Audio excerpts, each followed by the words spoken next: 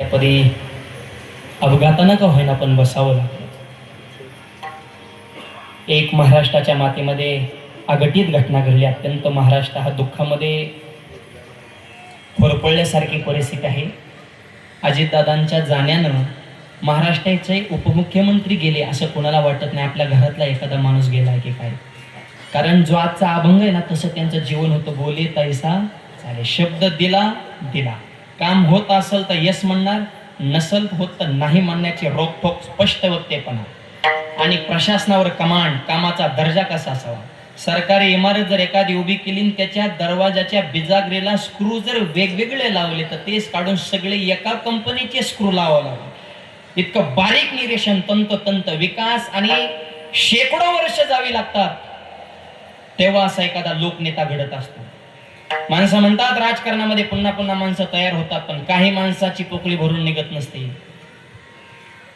मराठवाड्याच्या विकासाची गंगाजीने घराघरामध्ये पोहोचवण्याचं व्रत घेतलं होतं स्वर्गीय गोपीनाथरावजी मुंडे साहेब. अशी माणसं परत घडत नसतात. R.R. पाटील आबा, विलासरावजी देशमुख, बाळासाहेबजी ठाकरे. आणि दादांच्या जाण्यानं सुद्धा अख्खं जग झोपलेलं असायचं. त्यावेळेस दादा दुटीवर असायचे. पहाटे 5 पासून त्यांचं काम सुरू व्हायचं. त्यांना वारकरी संप्रदायाच्या वतीनं भावपूर्ण श्रद्धांजली.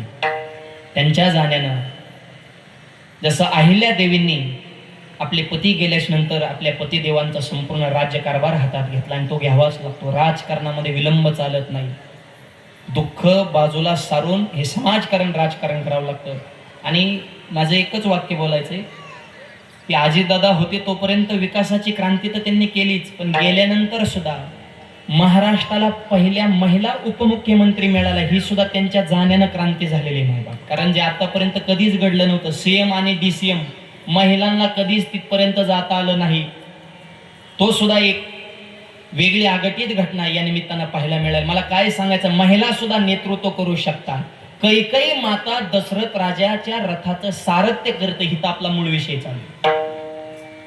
जसं अर्जुनाच्या रथाचं सारथ्य भगवंताने केलं. अर्जुनाचा रथी, अर्जुनाचा रथी, अर्जुनाचा रथी, हो या सारथी, हो या सारथी, हो या सारथी, हो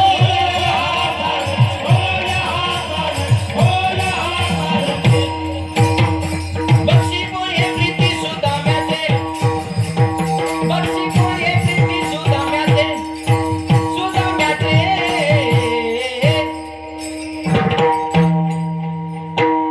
उजनीचं काय, उजनीचं काय, उजनीचं काय, ने ने भगवंत, ने ने भगवंत, ने ने भगवंत.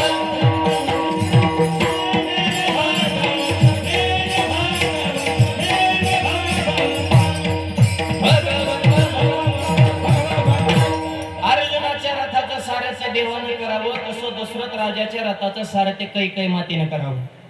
हातामध्ये लगाम आहे. युद्धाला प्रारंभ सुरुवात झाली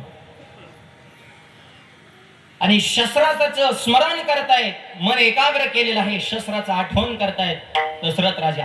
आणि तशा परिस्थितीमध्ये रथाचं चाक एका दगडावर आपटलं आणि काही क्षणामध्ये रथाचं चाक निसटणार आणि रथ खाली कोसळणार अशी परिस्थिती निर्माण झाली. कैकेयीने विचार केला, या क्षणी मी नेमकं काय करू शकतो. पतीला विक्षेप न करता, आताची जर एखादी मावली असती तर तेवढ्या त्याचीत म्हणली असती, होई व हे बघा की चाक. दशरथाने तेवच बाण पुढं नसता हाणला. अरे माझं काय चाललंय, तुझं काय चाललंय, समय कळला पाहिजे. एका हाताने लगाम आणि एका हाताने रथाचा चाक दाबून धरला. नाही एक्सल तुटला होता. हे सोपी गोष्ट नाही. एका स्त्रीने एवढं करत होतं गाजावर. रथाचा चाक दाबून धरलेला आहे. तोच बाण पुढच्या शत्रूच्या वर्मावर लागला. शत्रू गतप्राण झाला. विजय प्राप्त झाला. आणि मग म्हणले मॅन ऑफ द मॅच.